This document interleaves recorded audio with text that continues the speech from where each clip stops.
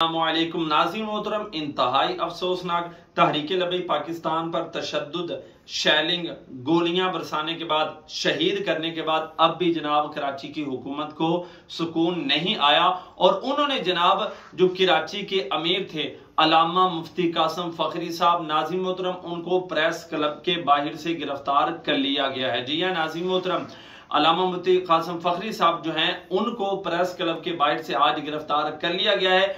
और देखें यार, इतना कुछ करने के बावजूद एक तरफ नमूसे रिसालत के हक के अंदर जो है वो लॉन्ग मार्च निकला और एक गुस्ताखों के हक के अंदर जो है वो लॉन्ग मार्च निकला।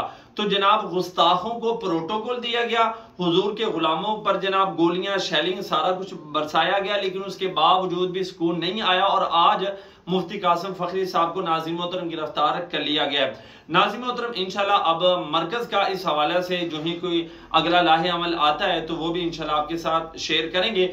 आप तमाम कारकुनान जो है वो अलर्ट रहें, आप हमारी न्यूज के साथ जुड़े रहें। इंशाल्लाह जो ही कोई मरकज की तरफ से ऐलान होता है, इस हवाले से अभी तक तो नहीं हुआ, जो ही कोई आता है तो वो भी आपके साथ शेयर जरूर करेंगे।